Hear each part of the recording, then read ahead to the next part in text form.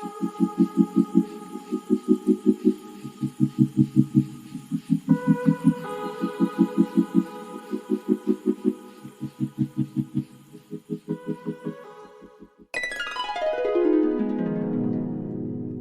guys, it's Sarah Upside Down here and Glitch. She might not stay with us for long because she's in one of her moods.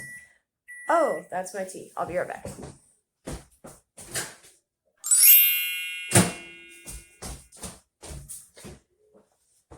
I've actually enjoyed having the videos in the kitchen because it's closer to the microwave where I need to repeatedly, is that a word?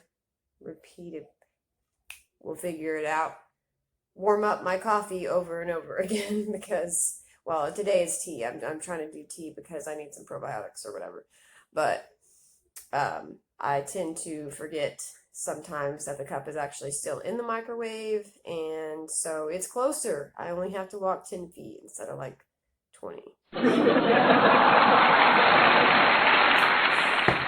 set that down here. Glad you're here. Thanks for coming.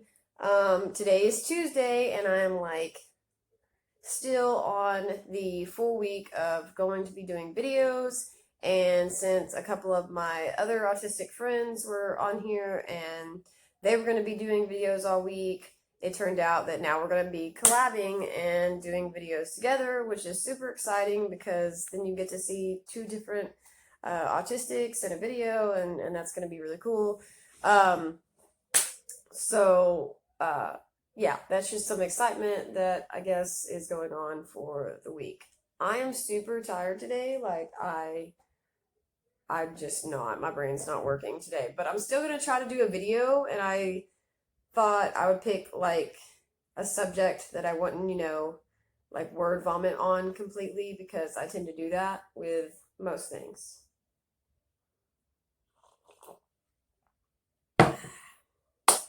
So today, I just wanted to discuss autism and eye contact, and kind of like some of the stigmas that are around that, or like why it's uncomfortable to autistics, and studies that have been done on that. So I'm going to be throwing a little bit of science stuff from the sciencedaily.com, and I'll post that link below. And then there's another article that I found that was also pretty good. I won't be reading that, but I'll post the link below, and it's from Spectrum News. I get most of my sources, or like where I look into things, from people that have actually like spoke with autistics and actually care about their opinion.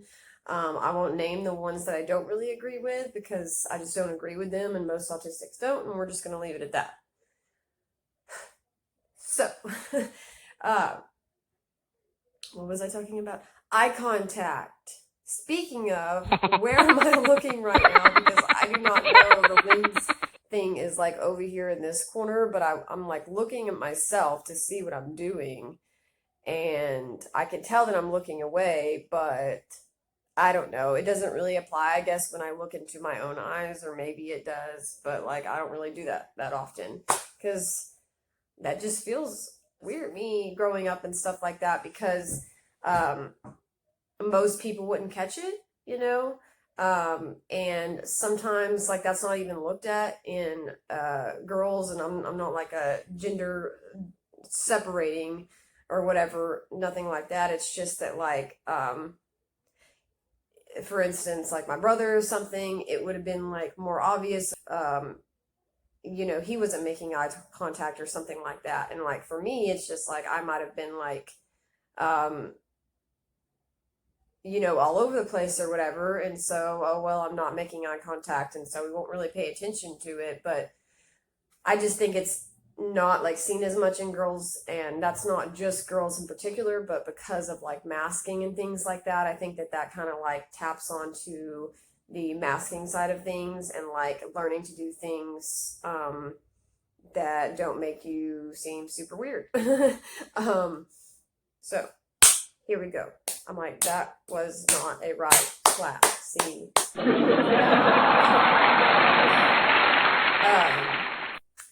So I had an article, and it says, why do those with autism avoid eye contact? imaging studies reveal activation of subcortical brain structures in response to direct gaze. I mean, honestly, a lot of this didn't really surprise me, and I've looked into it before, but it's nice to go through each topic or like each section of like what they stereotypically look at and kind of dig deeper in that, because it really helps to sort of understand like what the brain is doing and why I maybe don't feel comfortable or other autistics, and that it's not just something that we're doing because we're being stubborn or rebelling or whatever other negative, I guess, word connotation you could take from that. So it says here, this was done in 2017, so it's kind of old, but individuals with ASD often find it difficult to look into others in the eyes. This avoidance has typically been interpreted as a sign of social and personal indifference, but reports from people with autism suggest otherwise. Listen to that. But reports from people with autism suggest otherwise, or autistic people. Whatever you want to go with that, that's totally cool. It's fine. Many say that looking others in the eyes is uncomfortable or stressful for them. So they actually talked to autistics and like got their opinion, and then they made a study over it versus just, this is what we think, let's not really, discuss this information and make a study. I won't go into that too much. It's just, it really pops out whenever it doesn't really seem that like you've gotten your opinions or the opinions from both sides in order to like make a conclusion. Many say that looking others in the eyes is uncomfortable or stressful for them. Some will even say it burns, all of which points to a neurological cause. Now, a team of investigators based at the Anthony A. Martineau Center of Biomedical Imaging in Massachusetts General Hospital has shed light on the brain mechanisms involved in this behavior. They reported that their findings in Scientific Reports paper was published. So the findings demonstrate that contrary to what has been thought, the apparent lack of interpersonal interest among people with autism is not due to lack of concern. Thank you, Dr. Hadjic, whatever. I can't really say that, but y'all will have the article. You can read it. Hadjic and corresponding author of the new study. Rather, our results show that this behavior is often a way to decrease unpleasant, excessive arousal stemming from overactivation in a particular part of the brain. The key to this research lies in the brain's subcortical system, which is responsible for the natural orientation towards faces seen in newborns and is important later for emotional perception. The subcortical system can be specifically activated by eye contact. Now, what does all this jumble of information mean? All this science and neurotransmitters and this and that and whatever, and whatever. I'm just gonna put that into like English in the best way that I possibly can, is that eye contact for autistics is not comfortable. Now, I can't speak for all, but I know most of the autistics that I know, it's not something that we enjoy doing, and it's not something that we can force ourselves easily to do.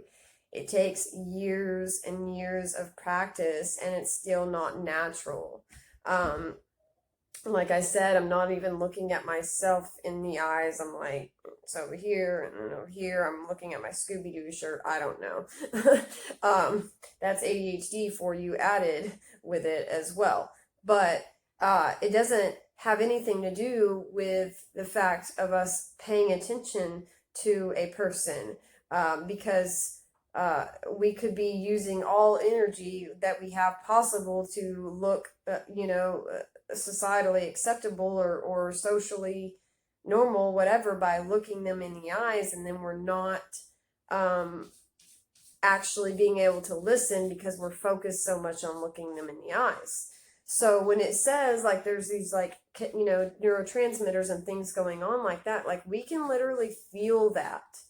We can feel that happening with us. And so whenever we look someone directly in the eyes, that doesn't only seem personal, but um, there's some sort of connection that goes on in our brains whenever that happens that causes us to be uncomfortable. So it's not like, ooh, I looked you in the eyes, oh, that was kind of awkward. No, like there is a feeling, there's something that happens whenever we do that, and it doesn't really feel positive. So,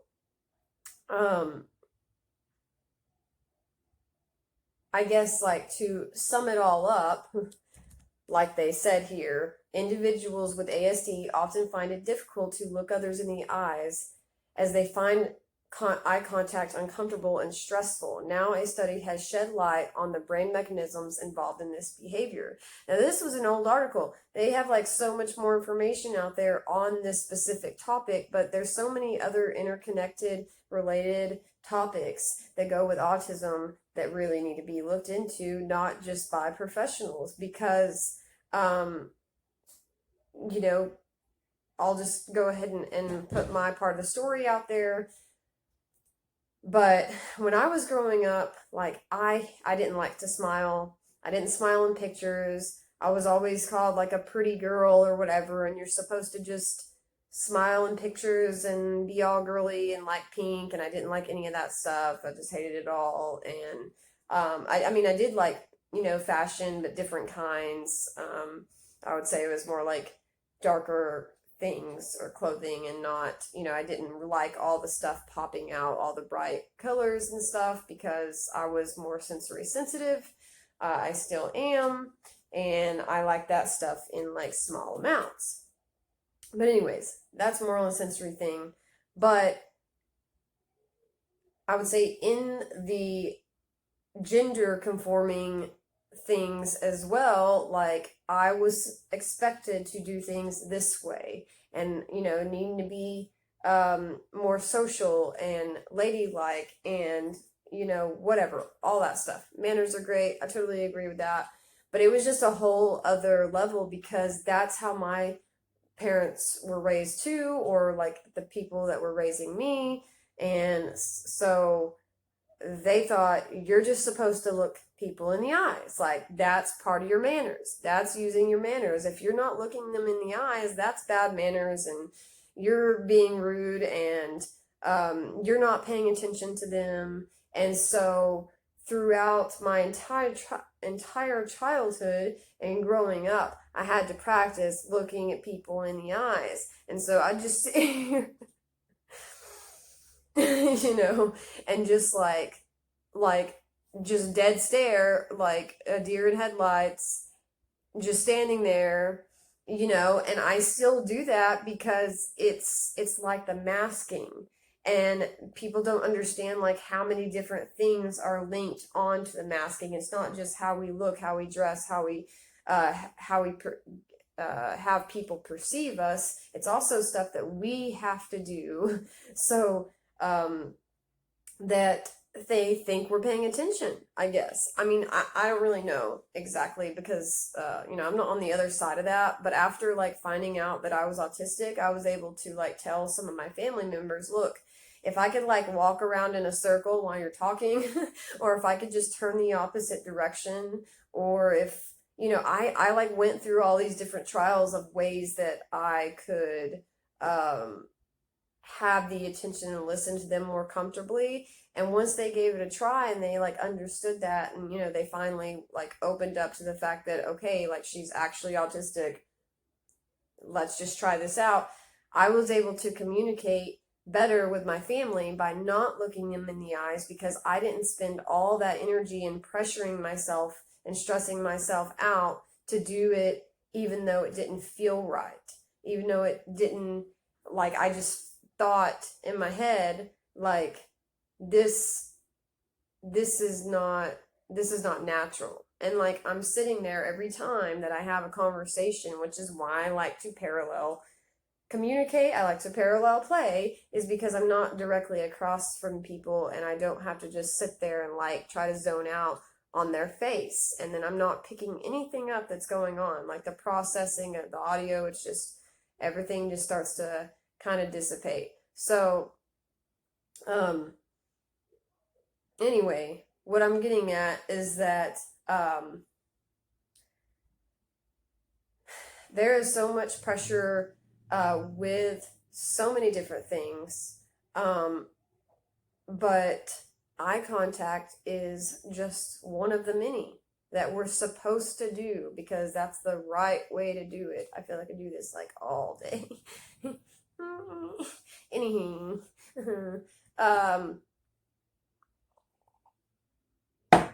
told you all I'm tired of doing. And I get like super delirious and I just don't even know. I can't function. I'm just, yeah. But yeah. And speaking of, on days when I'm really tired, already having a hard time focusing and whatever, and then I have to feel like, I need to force myself to look people in the eyes, like, well, that's not really helpful because I'm still not going to pick anything up, or I'm just going to feel like, looking them in the eyes, it's like I'm sensing something and I don't really want to, it's like I'm imposing on somebody that doesn't even know what's going on, because that's like how awkward and uncomfortable it can feel. So, if you have an autistic friend or you're autistic and you're like struggling with that, or whatever, just my story growing up and having to go through like learning and like forcing myself to look people in the eye and looking up, and like every time my parents would say look them in the eyes, do it this way, do it that way, I had to kind of unlearn some of those things because it's not that it's wrong that I shouldn't try to do that, but if people really wanted to be equal and fair in the matter, then there would be communication. Like, are you having trouble paying attention, or do you feel like you need to do something else while I'm talking so that you're able to focus, whatever, if it's about people not feeling like we're paying attention to them or whatever. I mean, I can see it from like the other side where it's like, if you're like looking at your watch or you're doing something else, but if you're just sitting there, you're stimming or you're whatever, then that doesn't mean that we're not listening. We're still listening. We still hear everything that you're saying. We just are not like giving you a death stare, because it's either I'm going to kind of not look you in the eyes or I'm going to be like,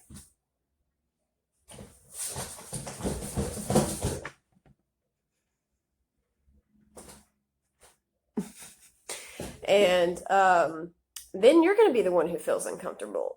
I mean, so again, with the rule book and the rules of stuff that I feel like you do not have a rule book for, is the whole eye contact thing. Because if I death stare you, you're like, why isn't she looking away? Why isn't she like able to, why is she zoned out on me? Like, that's kind of creeping me out. But if I don't look you in the eyes, I'm not paying attention. So, a lot of people don't know this though, because a lot of people are raised that that's just what you're supposed to do, and there's all these expectations, and they're not really understanding why the person doesn't want to look them in the eyes. I mean, there is a book that I've read by John Elder Robinson called Look Me in the Eyes. And, I had a sibling that always struggled with a lot of those things, and I remember that. And, neither of us liked to smile. I would say that I was, more apt to do so. But, yeah, I mean, really, cat, come on. I feel more comfortable looking at my cat or my dog in the eyes than I do people, I guess, because, they bring, I'm not saying people don't bring peace, but, they bring me peace and they bring me comfort, and I feel, a lot of empathy towards animals, and just like I do people, but I think it's a little bit harder sometimes because, autistics as well, if you didn't go through stuff in childhood that was kind of traumatizing, you might later, or bullying or other things or whatever. And that trauma also causes you to be a little cautious towards people. And I'm sort of like that as well. And so I don't want to look you in the eyes at all if I don't really feel comfortable with you. And so there's this level, I guess, of my brain where I finally start to feel comfortable, and I will attempt to look them in the eyes, but it doesn't stay for a very long time because I do try to do it as long as I can so that like I'm showing that I'm paying attention, and then I will look back down at something else or whatever. And but anyway, that's why there's all these studies going on about it, because people are asking actually autistics how they feel about it, like how they're processing it, like what's going on with them when they're looking people in the eyes. And that's what that article is speaking about. It's speaking about these studies being done because there is neurotypicals that are working with the neurodiverse community and care for their opinion in order to provide the best help so that they can learn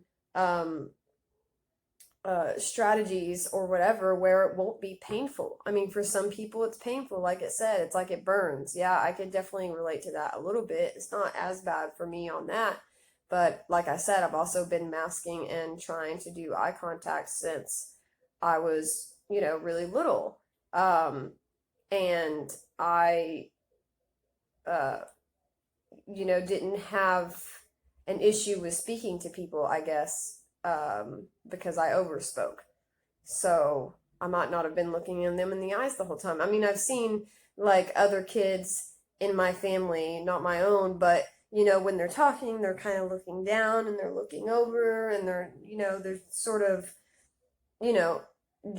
but I know that they're paying attention because I can see that from me learning about it, to where I can break that line of obvious miscommunication. And I'm seeing my own kids, that also have, that are also on the spectrum, and like, I'm not seeing them as, oh, you're not looking me in the eyes, you're not paying attention.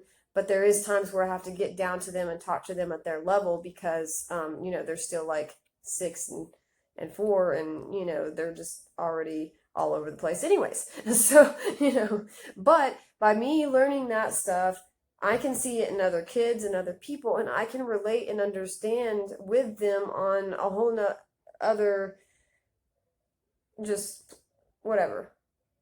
I'm always like, just go back to outer space.